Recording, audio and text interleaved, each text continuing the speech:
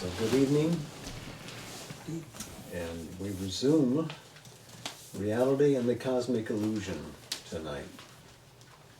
Sri Aurobindo has been presenting a couple of different arguments as the Mayavada philosophy may present it to account for the arisal of a universe within the sole reality of the Brahman conscious being.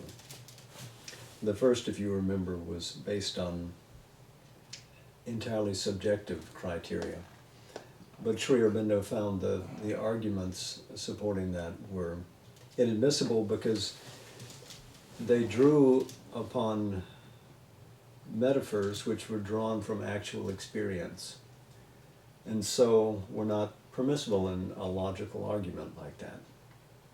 They were contradictory, having been drawn from actual experience, could not be applied to that which has no experience of subject and object.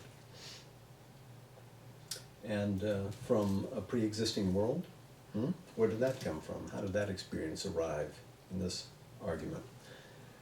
The second was based on a qualified reality of the universe, and that's what we're dealing with here.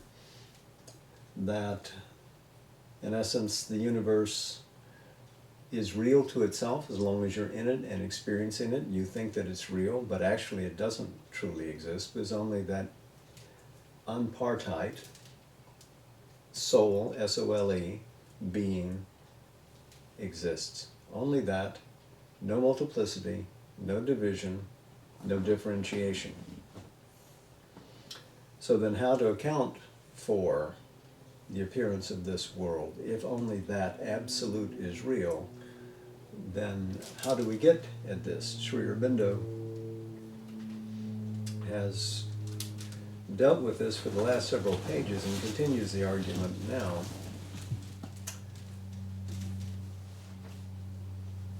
At the basis of the refusal to recognize the universe as real is the concept or experience of the reality as immutable, never changes, featureless, homogenized, non-active, cannot be dynamic because it is a sole being, unmoving, perfect within itself, and realized through a consciousness that has itself fallen into a status of silence and is immobile. Some interesting things here.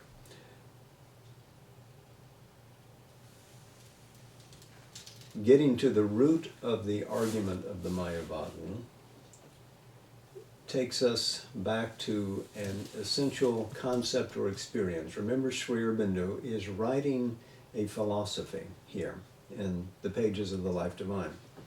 But it's not simply based upon reason, because reason by itself can't get at absolute truth. But it can figure it in mental terms. And we can get an approximation, something that shares the nature of that reality, whatever it is, with the mind at its level to conceive. More important than reason is the deep spiritual experience through intuition, through a power of knowledge in which the self, the subject, becomes the other, the object. And in that oneness is a knowledge which is beyond the power of reason. So here Sri Aurobindo is saying that at the basis of this idea that the universe isn't real is the concept or experience of the reality as immutable, featureless, non-active, and realized through a consciousness that has itself fallen into a status of silence and is immobile. So this is the sage who, looking at the phenomena of the universe, has moved into a status of conscious being in which he is no longer aware of the activity within himself or in the world around, but is sheerly aware of the purity of that being. He has become aware only of that. In fact, can you even say there is awareness of it when self and that have merged?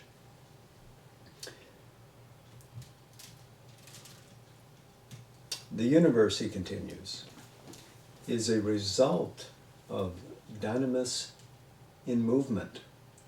It is force of being throwing itself out in action, energy at work, whether that energy be conceptive or mechanical, or a spiritual, mental, vital, or material dynamis. It can thus be regarded as a contradiction or a derogation from self of the static and immobile eternal reality, therefore unreal. So if the movement of this universe contradicts the reality of the static, then we have to say that the universe is ultimately unreal. Derogate is a verb which means to lessen by taking away, so a derogation is a detraction. Sri Aurobindo continues, but as a concept, this position of the thought has no inevitability. There is no reason why we should not conceive of the reality as at once static and dynamic. It is perfectly rational to suppose that the eternal status of being of the reality contains in it an eternal force of being, and this dynamis must necessarily carry in itself a power of action and movement, a kinesis. Kinesis means movement, Greek. Both status of being and movement of being can be real. So clearly he is reaching back to earlier pages in the Life Divine where he is looking at the reality as Satchit Ananda. And that not only is pure existence a real, but real within the pure existence is this self-awareness. And this self-awareness must contain within itself a power. A power not simply to be, but a power to discharge itself into motion. So he's going, drawing upon that by suggestion, by connotation, without stating it outright here. Being contains consciousness and force. Sat contains chit, shakti. So he continues, there is no reason either why they should not be simultaneous, the silent and the active. On the contrary, simultaneity is demanded, for all energy, all kinetic action has to support itself on status or by status if it is to be effective or creative. Otherwise, there will be no solidity of anything created, only a constant whirl without any formation. Status of being, form of being are necessary to kinesis of being. So in fixing this idea that the Shakti, in a sense, demands a rupa, that power demands a form for action, he distinguishes his philosophy from the evanescence, for instance, of Buddhism. Even if energy, he says, be the primal reality, as it seems to be in the material world, still it has to create status of itself, lasting forms, duration of beings, in order to have a support for its action. The status may be temporary. It may be only a balance or equilibrium of substance created and maintained by a constant kinesis, but while it endures, it is real. And after it ceases, we still regard it as something that was real. So again, Sri Aurobindo is a realist, really. The principle of a supporting status for action is a permanent principle, and its action is constant in time eternity. So eternity stations itself in time by implication. And the reality that posits itself in a form is, in truth, a permanent principle of existence. So the form may go, but the idea that conceives it persists, and thus the form has shared in it a kind of eternity.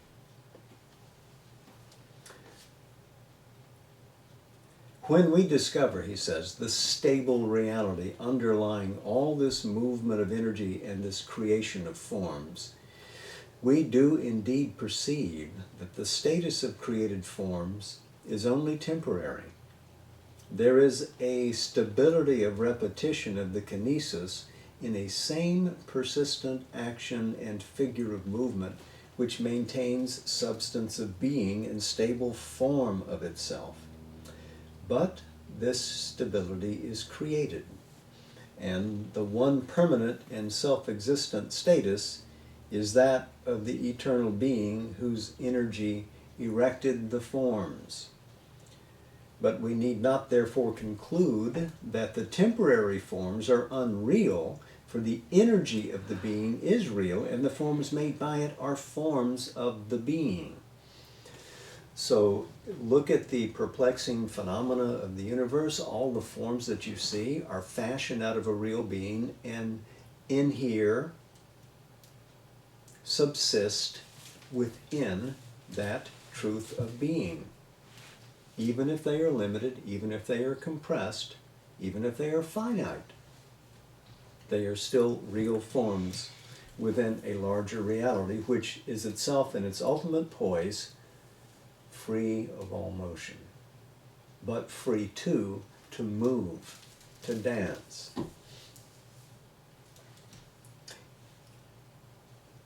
In any case, the status of the being and the eternal dynamis of the being are both real, and they are simultaneous.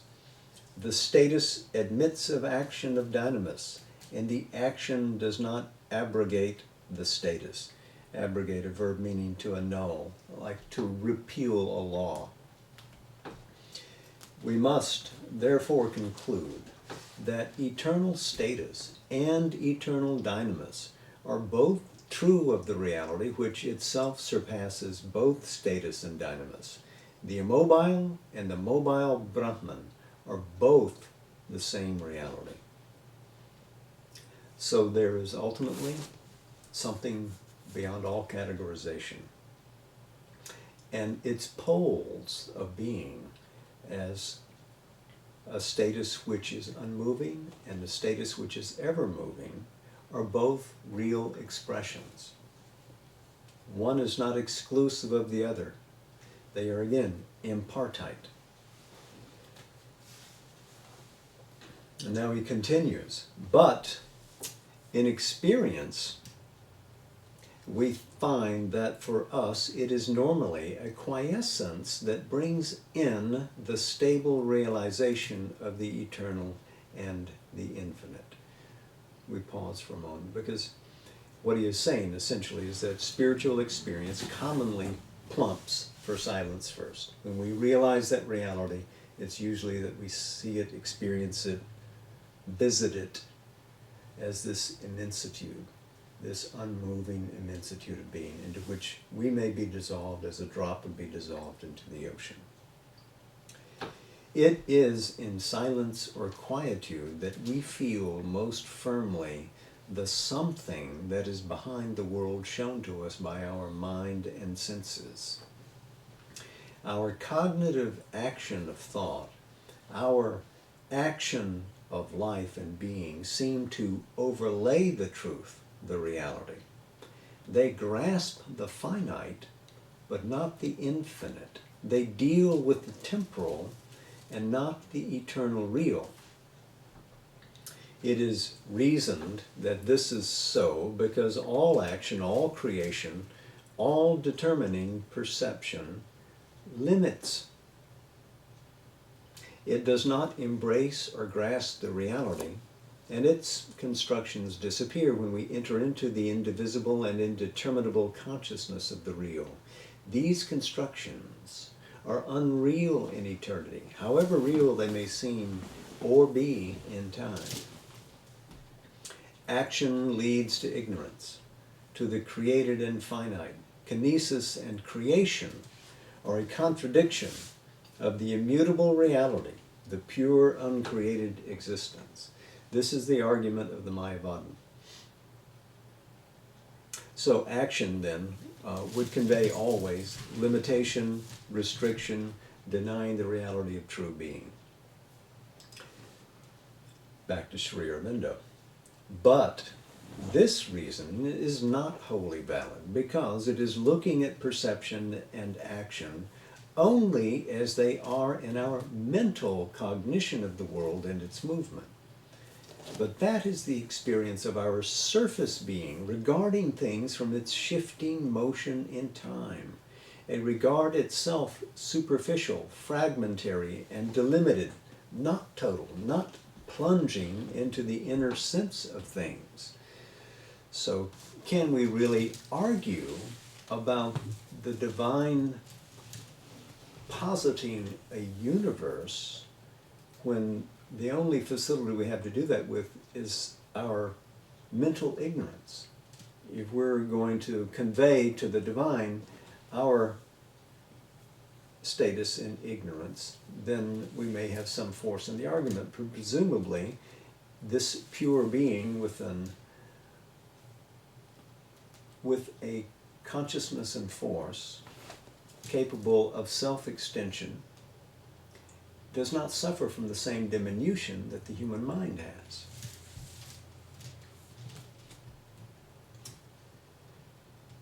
In fact, he says, we find that action need not bind or limit if we get out of this moment cognition into a status of cognition of the eternal proper to the true consciousness.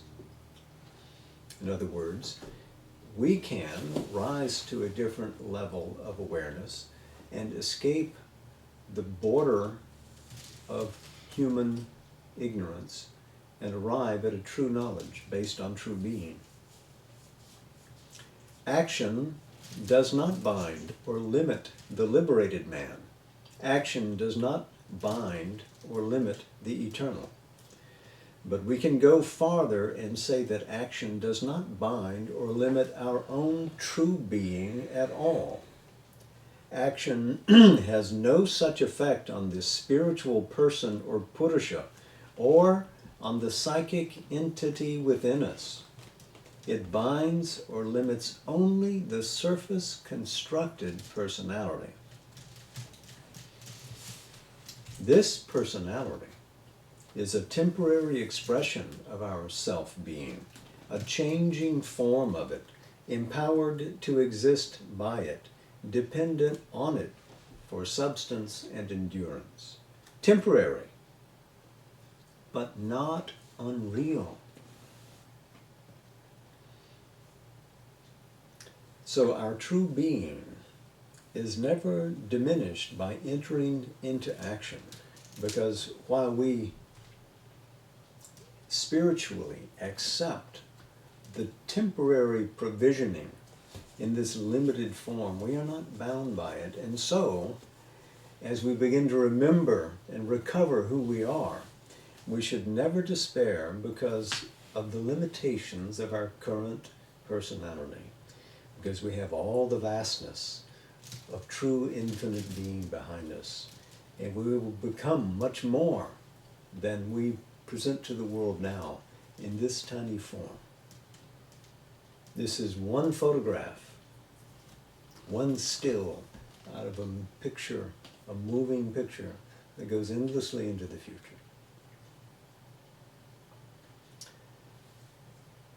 Sri Aurobindo continues, our thought and action are means for this expression of ourselves.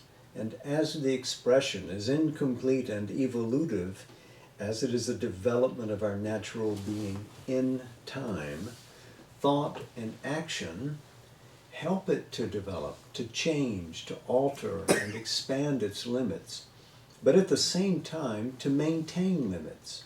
In that sense, they are limiting and binding. They are themselves an incomplete mode of self-revelation. So, let's transform the form. But when we go back into ourselves, into the true self and person, there is no longer a binding or limitation by the limits of action or perception. Both arise as expressions of consciousness and expressions of force of the self, operative for a free self-determination of its nature being, for the self-unrolling, the becoming in time of something that is itself illimitable. The limitation, which is a necessary circumstance of an evolutive self-determination, might be an abrogation of self or derogation from self, from reality, and therefore itself unreal, if it altered the essentiality or totality of the being. It would be a bondage of the spirit and therefore illegitimate if it obscured by an alien imposition proceeding from a force that is not self, the consciousness that is the inmost witness and creator of our world existence, or if it constructed something contrary to the being's consciousness of self or will of becoming. But the essence of being remains the same in all action and formation, and the limitations freely accepted do not take from the being's totality. They are accepted and self-imposed, not imposed from outside. They are a means of expression of our totality in the movement of time, an order of things imposed by our inner spiritual being on our outer nature being, not a bondage inflicted on the ever-free spirit. There is no one outside true being to impel, to compel us to do that which we do not wish to do. We freely enter into this universe, accept the guise of the finite, in order to go through limitation, grow out of ignorance into knowledge, and recapture and consummate the whole of the natural evolution in this vast spiritual victory. So we have every reason to keep moving and never to stop. There is therefore no reason to conclude from the limitations of perception and action that the movement is unreal, or that the expression, formation, or self-creation of the spirit is unreal. It is a temporal order of reality, but it is still a reality of the real, not something else. All that is in the kinesis, the movement, the action, the creation, is the Brahman. The becoming is a movement of the being. Time is a manifestation of the eternal. All is one being, one consciousness, one even in infinite multiplicity. And there is no need to bisect it into an opposition of transcendent reality and unreal cosmic Maya. So his essential realism here comes fully through triumphant. We cannot conclude that the universe is unreal based on this apparent limitation, which is not finally defeating or restrictive. It is defining. Or that our self-expression is unreal in the chords of time. Because this polarity between the transcendent and the cosmic is not a division between the real and the unreal. It is a biune truth. Both cosmos and transcendence are real. One is pinned upon the other, no doubt. The cosmos hangs like that earring from the being of the pure divine as an adornment. But it is real, self-fashioned by that same divine. So this is more in line with Sri Aurobindo's own view. Let's continue though. We still have to deal with Shankara. In the philosophy of Shankara, one feels the presence of a conflict, an opposition which this powerful intellect has stated with full force and masterfully arranged rather than solved with any finality. The conflict of an intuition, intensely aware of an absolute transcendent and inmost reality, and a strong intellectual reason regarding the world with a keen and vigorous rational intelligence. So Shankara has this deep intuition that there is behind all this play of phenomena a silent absolute. But he has a keen, insightful philosophic power as well, which looks at the world and judges it and says, I have to deal with the world in terms of philosophy. I have to explain why this could be. The intellect of the thinker, Sri Aurobindo writes, regards the phenomenal world from the standpoint of the reason. Reason is there the judge and the authority, and no suprarational authority can prevail against it. But behind the phenomenal world is a transcendent reality which the intuition alone can see.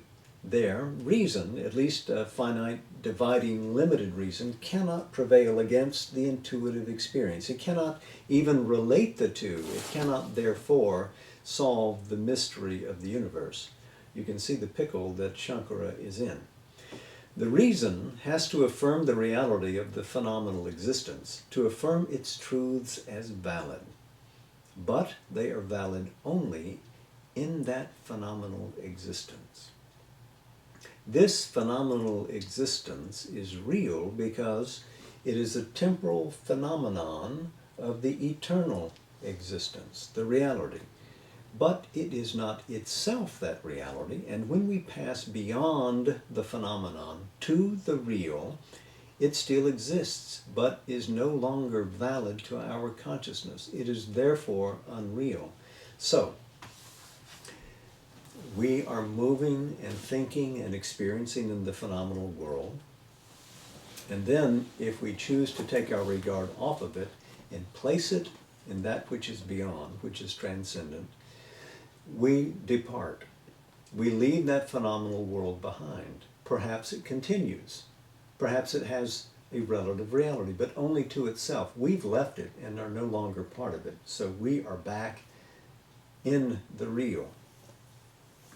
And the world is invalid to us. To us, it is now unreal. Shankara takes up this contradiction between phenomena and that which is beyond phenomena. Shankara takes up this contradiction, this opposition, which is normal to our mental consciousness, when it becomes aware of both sides of existence and stands between them. He resolves it by obliging the reason to recognize its limits, in which its unimpaired sovereignty is left to it within its own cosmic province, and to acquiesce in the soul's intuition of the transcendent reality, and to support by a dialectic which ends by dissolving the whole cosmic phenomenal and rational practical edifice of things, its escape from the limitations constructed and imposed on the mind by Maya. So the universe is real to the mind only so long as you are in it. And this would reflect Shankara's experience. Bolting from the level of the dualistic mind into that. So, it's either or. The explanation of cosmic existence by which this is brought about seems to be Or so we may translate it to our understanding, for there have been different expositions of this profound and subtle philosophy, that there is a transcendence which is forever self-existent and immutable, and a world which is only phenomenal and temporal. The eternal reality manifests itself in regard to the phenomenal world as self and Ishvara. The Ishvara, by his Maya, his power of phenomenal creation, constructs this world as a temporal phenomenon. And this phenomenon of things which do not exist in the utterly real is imposed by Maya through our conceptive and perceptive consciousness on the superconscient or purely self-conscient reality. So we have several elements here. We have a transcendent Brahman, Sat, or soul existent reality. We have the experience of that figured as Atman, self, or Ishvara, the Lord. We have a power of Maya, his power of phenomenal creation, as he says here, that which in the Vedic sense would be the power of consciousness which measures out the infinite into the finite. Here, presumably with an elusive power, a falsifying power of division. And we have the capacity of our own view from this side of the world to throw our conceptive and perceptive consciousness on that which is beyond it. That is the imposition. Brahman, he writes, Brahman, the reality, appears in the phenomenal existence as the self of the living individual. But when the individuality of the individual is dissolved by intuitive knowledge, the phenomenal being is released into self-being. It is no longer subject to Maya, and by its release from the appearance of individuality, it is extinguished in the reality. But the world continues to exist without beginning or end as the Mayic creation of the Ishvara. So, this philosophy accords to the individual the possibility of waking to the nature of the real self, sloughing off the limiting form which seems to say, I am this person with this name, this is my nama, this is my rupa, and instead you plunge back into the sheer oneness of being which is that. Somehow though, the world continues as the play of the Ishvara, and other beings caught in the Maya can similarly free themselves to the way that you did it.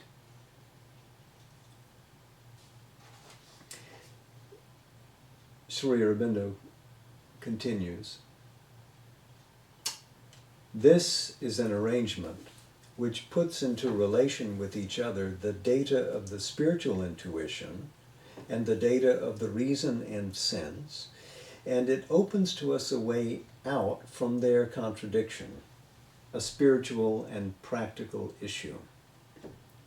But it is not a solution, it does not resolve the contradiction. So Sri Aurobindo is going to hold their feet to the fire and say, these are the terms of the proposition you would put before us, so A must mean this, B must mean that. He says, Maya is real and unreal. The world is not a mere illusion, for it exists and is real in time, but eventually and transcendentally it turns out to be unreal. This creates an ambiguity which extends beyond itself and touches all that is not the pure self-existence. So remember, the first proposition is that only Brahman exists. That is real. Remember the beginning of our chapter. Brahma Satyam Jagan Mithya. The eternal is true, The world is a lie. Viveka Chudamani.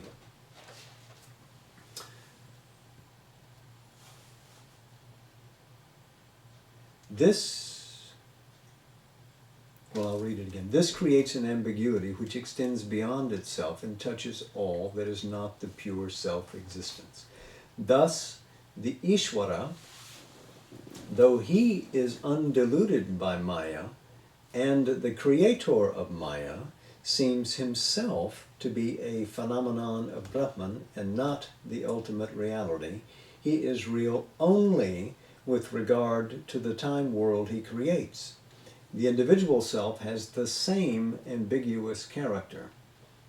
If Maya were to cease altogether from its operations, Ishvara, the world, and the individual would no longer be there. But Maya is eternal. Ishvara and the world are eternal in time. The individual endures so long as he does not annul himself by knowledge. So what he's suggesting is that there seems to be some contingency for Ishvara to depend upon Maya for his self-existence. But in some sense, Ishvara exists before Maya exists. And they are not utterly identical. Maya is an engine through which Ishvara extends the universe. But is Ishvara absolutely identical with Brahman? And could there be a breadth of difference, the width of a hair between them?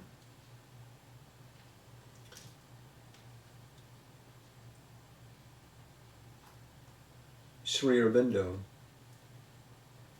continues, our thought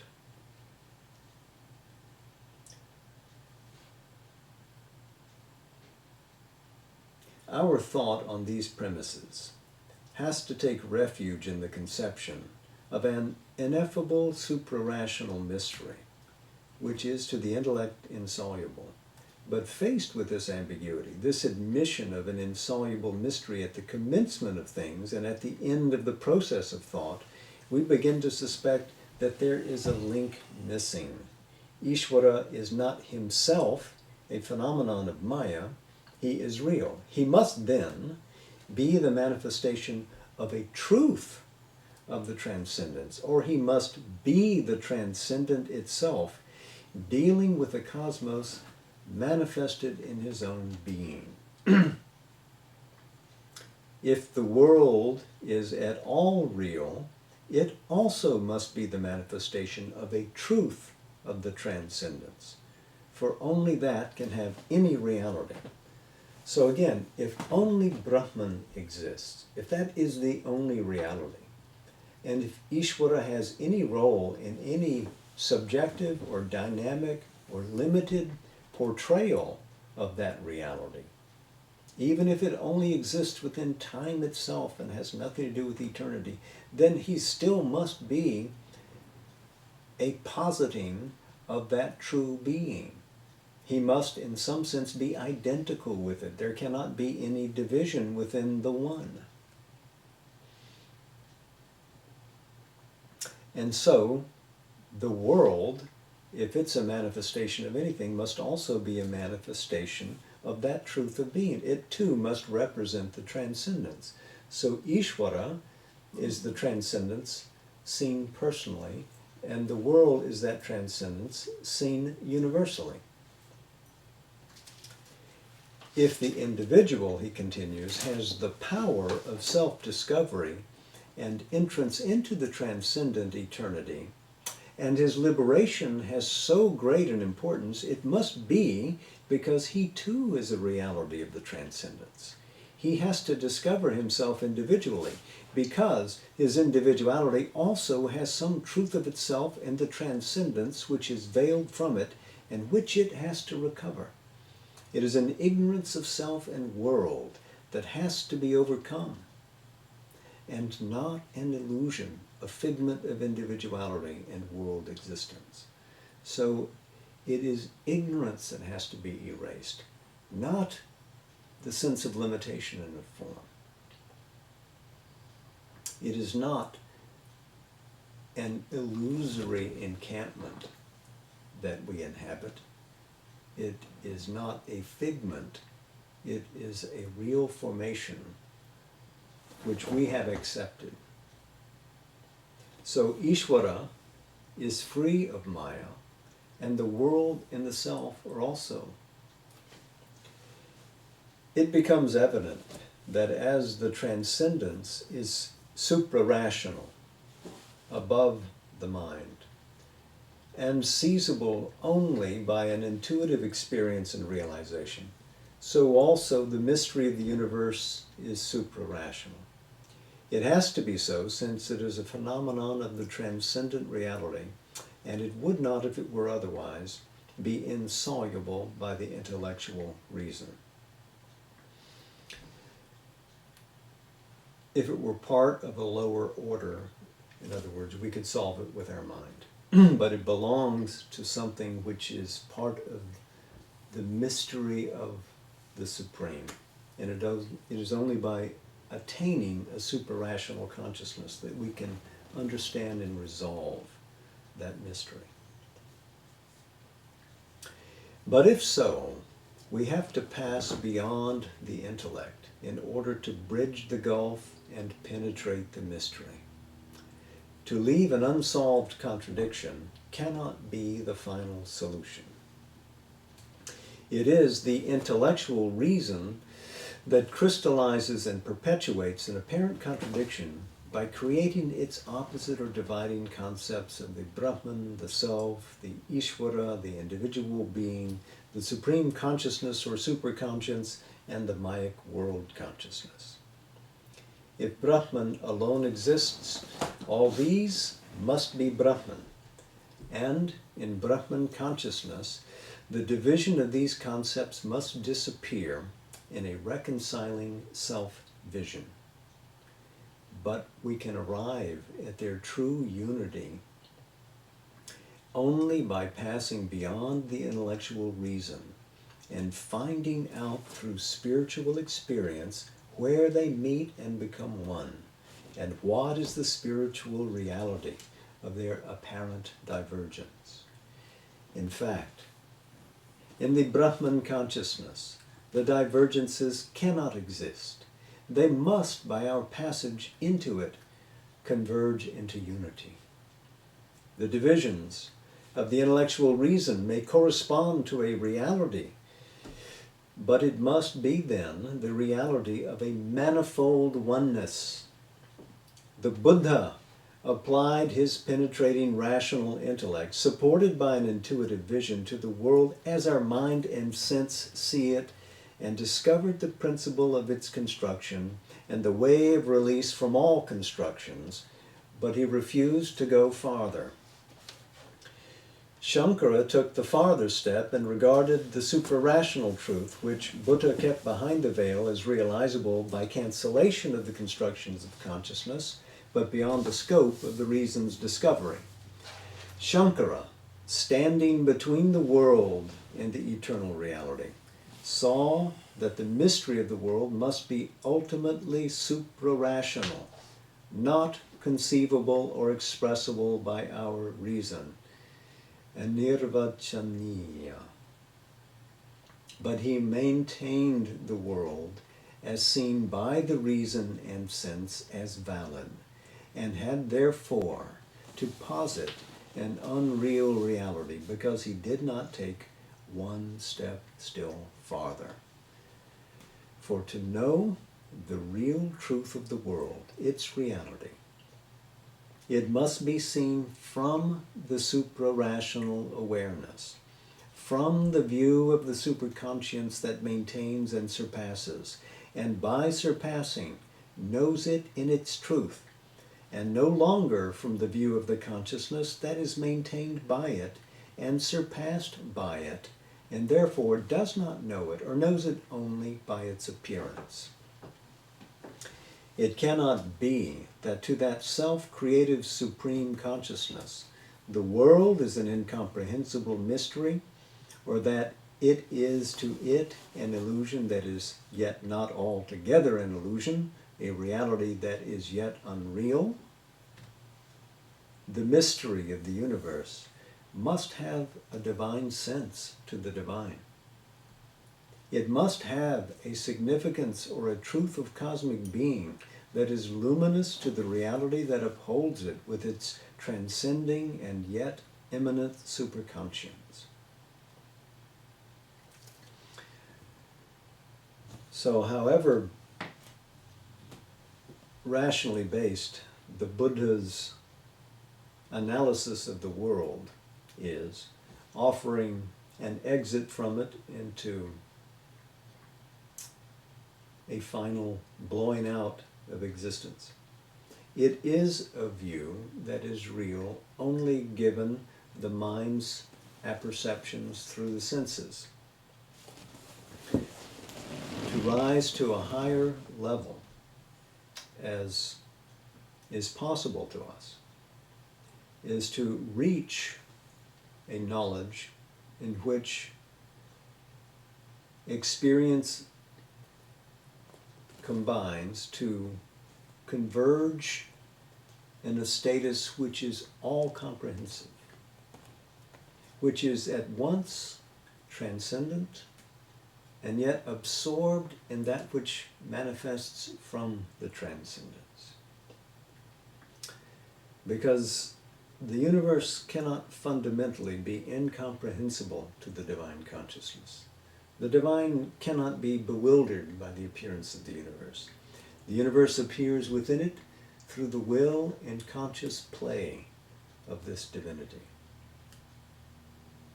And so it is our business to rise to that super-rational consciousness where we become one with the Supreme in order to understand and resolve this cosmic question. We cannot, simply through a philosophy based on reason and sensory experience, arrive at a grand solution to this problem. We have to have the depth of spiritual vision, which merges into that spiritual reality beyond, but also emerges out of it in its forms of Shakti, its dynamic presentation. And in both of those, simultaneously present in us, the static and the dynamic, we shall arrive at a view which reconciles the Supreme and the world. That is captured magnificently in that figure of Nataraj, the Lord of the Dance, who's ever engaged in the world play, but mystically unabrogated and entire in his oneness within. To be at once the immutable and at the same time to be totally engaged in the dance seems incomprehensible to the mind, but to our larger spiritual being, it is that point of unity where all these truths converge in the consummated soul, the key to the cosmos. So I think there we can put our bookmarks, and we'll resume next week. Tonight, though, let's conclude with a continuation of the passage that we began last week in Savitri. We'll stay with this passage for a couple of nights more. This again is in Book 7, the Book of Yoga, Nirvana and the all-negating Absolute.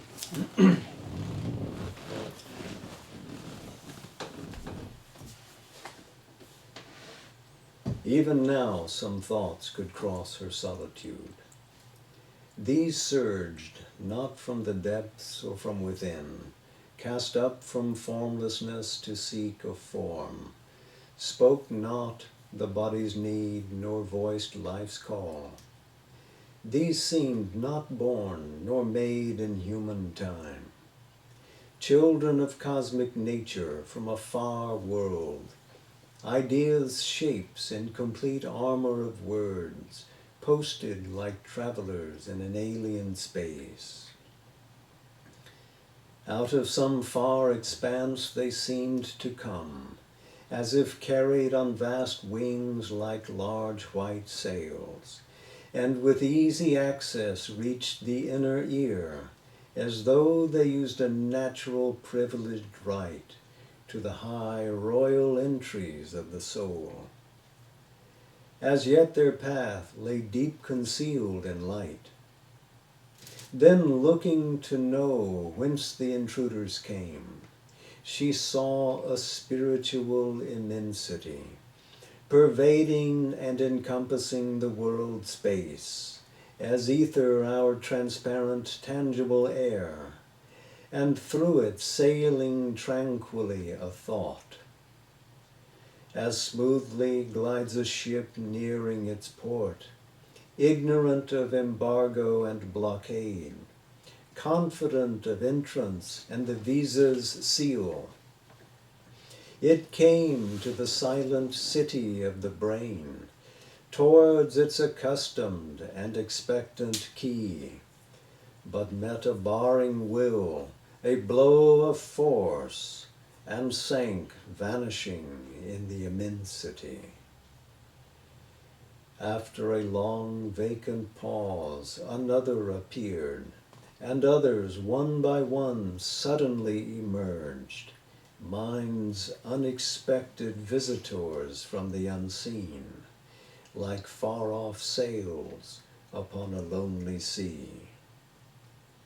But soon that commerce failed, none reached mind's coast. Then all grew still, nothing moved any more. Immobile, self-wrapped, timeless, solitary, a silent spirit pervaded silent space.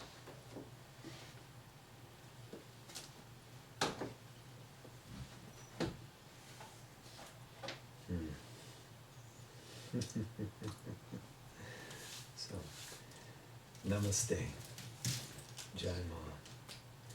And to all our friends on Zoom, good evening and good morning.